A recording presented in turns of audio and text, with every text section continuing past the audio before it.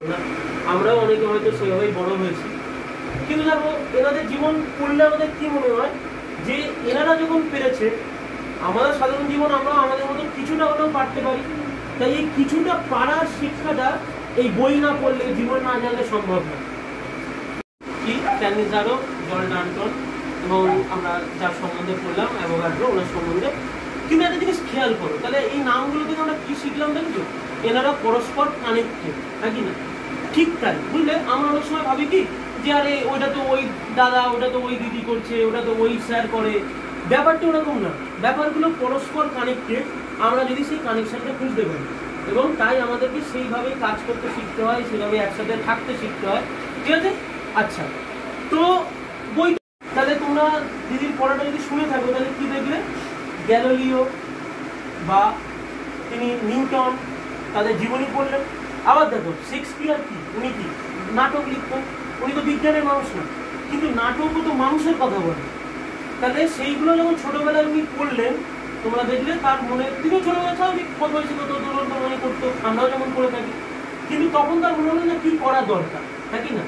তাহলে এই যে পড়লো, এই পড়াটা থেকে আমাদের শেখা, আমাদের মধ্যে যদি একজনেরও মাথায় একটু ঢোকে যে আচ্ছা বই পড়ার, জীবনী পড়ার এবং কাদের থেকে আমরা এসেছি সেটাকে জানা কতটা দরকার, তাহলে হয়তো আমরাও আরো পড়তে জানতে ইন্টারেস্টেড হবো, নাকি না? যাক, যেমন সায়েন্সে কি শিখলাম যে ভালো ব্যবহার, নাকি না? মানে সবাই বন্ধু বা এমন কিছু। দেখো বিজ্ঞানে কিন্তু একটা রাইভালরি আছে। রাইভালরি মানে কি বলতো? এনিমি, শত্রুতা। ঠিক আছে, সেটাও দরকার, কারণ শত্রুতা সম্বন্ধে যদি আমরা না জানি তাহলে কি উন্নতি হয় না, নাকি না? তাহলে সেরকম একটা স্টোরি আমাদের আজকে মানে দাদা পড়ে শোনাচ্ছে। আর একজনেরও নাম আমি, যেহেতু হলো তোমরা যারা মানে বিশেষ করে ছোট ইংলিশটা যত বুঝবে না, তাই নামটা বলে দিই। এই নামটাও তোমরা পড়বে, তোমরা স্টোরিটা জানো কিনা জানি না। স্যার জন ডাল্টন, ঠিক আছে? তাহলে স্যার জন ডাল্টনের সাথে অ্যাভোগাড্রোর যে একটা কনফ্লিক্ট ছিল, ঠিক আছে, সেটাও তোমাদের একটা জানা দরকার। এটাও তো আমরা সবাই নতুন জানছি, আমি জানি না আদৌ কাউর এটা জানা ছিল কিনা। ঠিক আছে, তো আমরা রিকোয়েস্ট করছি আমাদের দাদাকে এটা পড়ে শোনানোর জন্য। দাদা এটা শোনো, তারপরে তোমাদের জন্য দু একটা অন্য সারপ্রাইজ আছে, তারপরে আবার আমরা বইতে ফিরবো। বুঝতে পারলে আমি তোমাদের যেটা বলছিলাম যে এই কাজটা শুধুমাত্র এমন নয় যে একজন বিজ্ঞানী, তাই না, একজন দেশ সেবক। এবং আমি বারবার যেটা বলছি, বিশেষ করে যারা বড় হয়েছে এটা বুঝো, পরাধীন ভারতবর্ষে তিনি কাজ করছে না। এটা তুমি যতক্ষণ না বুঝতে পারবে ততক্ষণই স্বাধীনতার সঙ্গে। এই যে তোমরা একটু আগে জাতীয় সঙ্গীত করলে, বিজ্ঞানীর জন্য জাতীয় সঙ্গীত কেন, এইটা অনুভব তখনই করতে পারবে যখন তুমি এগুলো পড়বে, বুঝবে, ঠিক না? সেই জন্যই আমাদের আজকের উদ্দেশ্য। আচ্ছা, তো এই মহান বিজ্ঞানী সম্বন্ধে আরেকটু শুনি আমরা, ওনার ছোটবেলা সম্বন্ধে। তো আরেকজন যে নিজেই কেমিস্ট্রি পড়ে, সায়ন্তিকা দি, দিদি তোমাদের একটু পড়ে শোনায়, তোমরা শোনো না তোরা একদম। তো দেখো এই দাদাকে তোমরা মনে হয় সবাই চিনো, অলরেডি বইও পড়লো। রণজয় দা তোমাদের অন্যতম প্রিয় টিচার। আচ্ছা, আর ও হলো ঋতিকা। আচ্ছা, ঋতিকার সঙ্গে আমাদের সিএসএস এর একটা খুব সুন্দর কানেকশন আছে। ও ক্লাস 8-এ পড়ে। কানেকশনটা এইটা, অব্রদা আছে, অব্রদাকে তোমরা চেনো। অব্রদা ওর টিচার, অব্রদার কাছে অঙ্ক পড়ে।